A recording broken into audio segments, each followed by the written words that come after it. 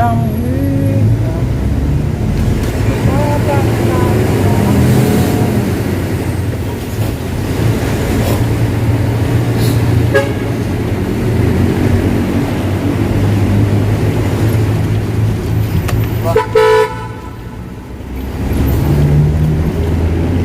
Huwag mong subukan. Masisira. Sabayan eh. Nasa gitna.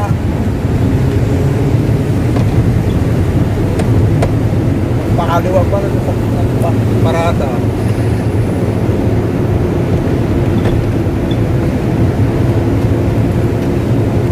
Parang ubas.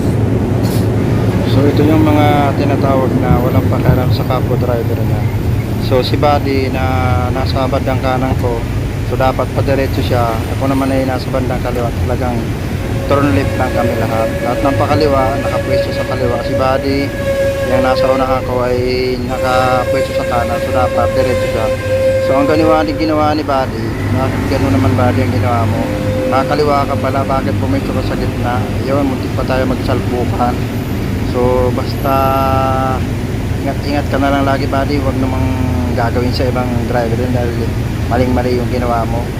Alam mong malaki ka eh, nasa gitna ka pala, kakaliwa ka pala, tapos pagpwesto ka sa gitna. Shoutout sa'yo Buddy ha, ingat-ingat ka, ingat-ingat, ride safe sa'yo. So ganun pa man, talagang dapat talaga sa biyahe, kailangan mahaba ang pasensya. So ingat-ingat po, God bless, ingat-ingat, bye bye. Thank you for watching.